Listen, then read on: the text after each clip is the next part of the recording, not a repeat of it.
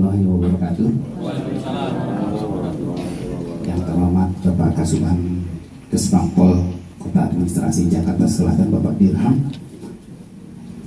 Bapak Dano selaku Inspektur Pembantu Kota Jakarta Selatan, dan Pak Sailani, serta Bapak Ibu yang saya hormati baik yang hadir di sini maupun secara online.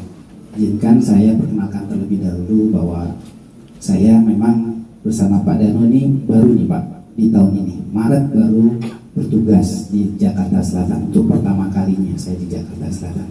Nama saya Asep Erwin Juanda, bertugas sebagai Kepala Suku Badan Pengelola Keuangan Kota Administrasi Jakarta Selatan, yang sebelumnya 3 tahun di provinsi itu sebagai Kepala Bidang Pembinaan dan Pembiayaan.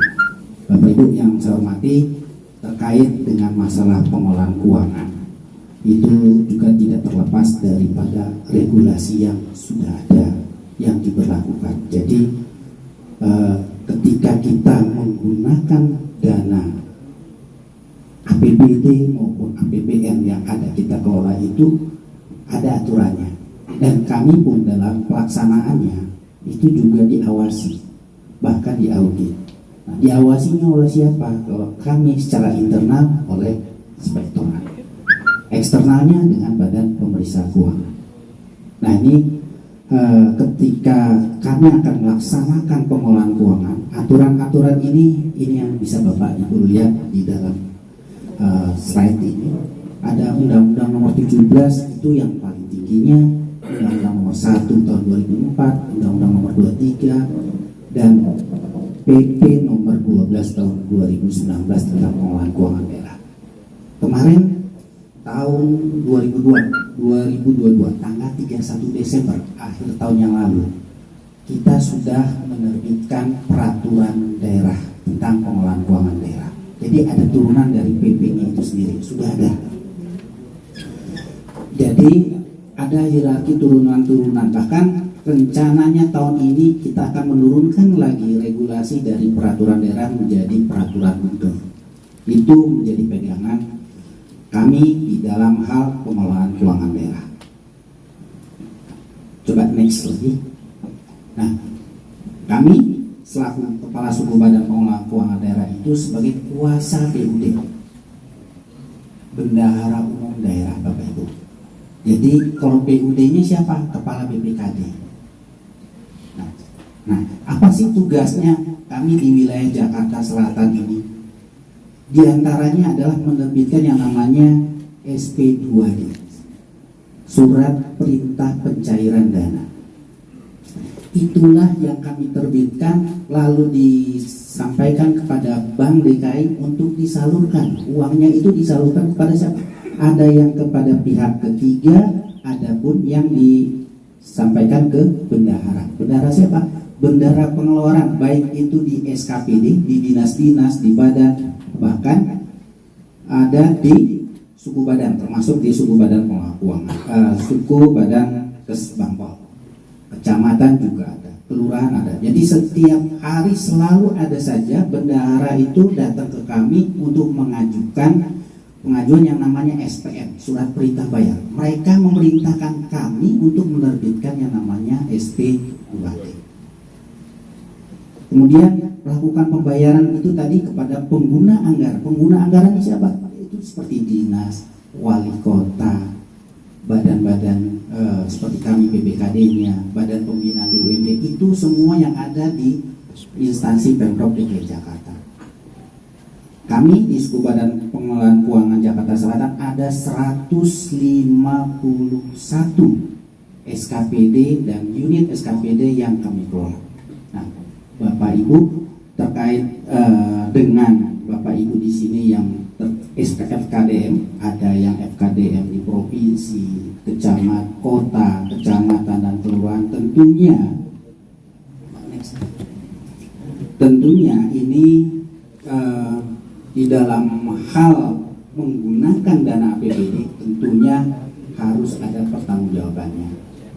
Nah, karena kita harus melakukan pertanggungjawabannya, pengelolaan keuangan daerah itu tidak terlepas, tidak hanya pertanggungjawaban, tapi mulai dari perencanaan. mulai dari perencanaan, penganggaran, pelaksanaan, penatausahaan, pelaporan tadi yang sudah disampaikan oleh Bapak Dirham. Lalu pertanggungjawaban dan pengawasan keuangan daerah. Jadi siklus ini tidak bisa terpisah satu sama lain, selalu saling menyambung terus setiap tahun anggarannya. Seandainya di dalam perencanaannya, di dalam penganggarannya Bapak Ibu tidak dianggarkan oleh kelurahan atau kecamatan, tentunya pelaksanaan justru tidak ada juga anggaran itu. Tadi Pak Dirham bilang, wah ini swadaya begitu ya Pak ya. Ya karena tidak dianggarkan, karena tidak direncanakan. Gitu. Kalau memang mau dilaksanakan, direncanakan dulu, dianggarkan dulu, baru kita bisa laksanakan. Begitu ya. Nah, kemudian di dalam hal tugasnya, selaku pengguna anggaran itu adanya di dinas. Tetapi ada juga kuasa pengguna anggaran. Kuasa pengguna anggaran kalau di kota itu seperti di kelurahan, camat, lalu di Suban, Sudin. Nah itu ada di yang disebut dengan kuasa pengguna anggaran. Melakukan apa? Melakukan tindakan yang mengakibatkan pengeluaran atas beban anggaran belanja. Itu salah satunya. Ketika ada di dalam dokumen pelaksanaan anggaran, lalu mau ingin dibayarkan kepada Bapak Ibu selaku honorarium kegiatan setiap bulannya, mereka bisa melakukan pembayaran. Dasarnya apa? Tadi ada dokumen pelaksanaan anggarannya, ada SPD-nya, baru kita ajukan. Tapi permasalahannya apa? Harus ada pelaporan. Tadi bilang begitu ya Pak. Ada kewajiban daripada FKDM itu untuk melakukan pelaporan. Ini bukan kami yang minta, tetapi ada perintah instruksi dari Sekda itu sendiri untuk menyusun pelaporan Bapak Ibu. Bahkan di dalam surat edaran nomor 84 tadi ya Pak ya, disebutkan bahwa apa yang menjadi kelengkapan untuk pertanggungjawaban itu salah satunya adalah laporan kegiatan. Nah, laporan kegiatan ini menjadi dasar untuk kepala, misal untuk lurah, camat, ataupun kesbangpol untuk melakukan penagihan pada kami. Kami siap menerbitkan SP2D-nya atas dasar surat perintah membayar. Surat perintah membayar itu SPM-nya itu dasarnya apa? Kalau dokumennya lengkap. Kami dari Suku Badan Pengelola Keuangan Jakarta Selatan ini meminta pada kuasa pengguna anggaran membuat namanya surat pernyataan tanggung jawab belanja. Ketika sudah menandatangani surat pernyataan tanggung jawab belanja, beban terhadap anggaran yang dikeluarkan itu menjadi tanggung jawab yang bersangkutan. Mari Bapak Ibu, ketika uang itu sudah disalurkan kepada Bapak Ibu selaku pengurus FKDM, itu mengikuti aturan yang ada. Perintahnya memang sudah jelas, itu ya. Perintahnya sudah jelas untuk melakukan pelaporan. Ini formatnya sebenarnya saya lihat sederhana, sangat-sangat sederhana. Tinggal di dalam pengisiannya juga sudah diatur. Tentunya tadi sudah ada ide dari Pak Inspektur menggunakan Google Form ya Pak. Itu lebih sederhana lagi, jadi lebih simpel. Nah ini sebagai monitoring baik lurah, camat dengan menggunakan Google Form itu juga nggak ada masalah. Yang penting adalah formnya itu sudah diatur di sini, instruksinya ada kolom-kolom masukkan.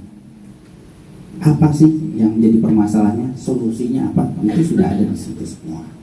Begitu. Next.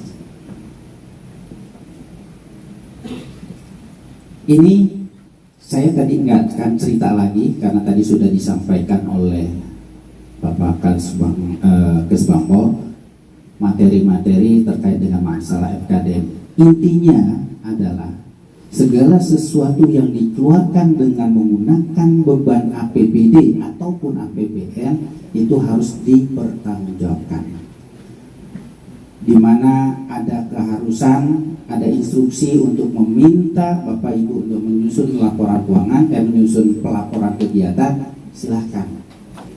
Mengenai teknisnya mungkin tadi Kesbangpol sudah siap akan membantu dari sisi pembinaannya, formatnya disiapkan, teknisnya bagaimana, silakan.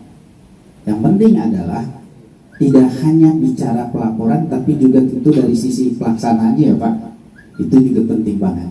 Gitu. Sementara itu dari saya Pak Kesbangpol, mudah-mudahan ini bermanfaat bagi Bapak Ibu semuanya. Terima kasih. Mohon maaf. Assalamualaikum warahmatullahi wabarakatuh.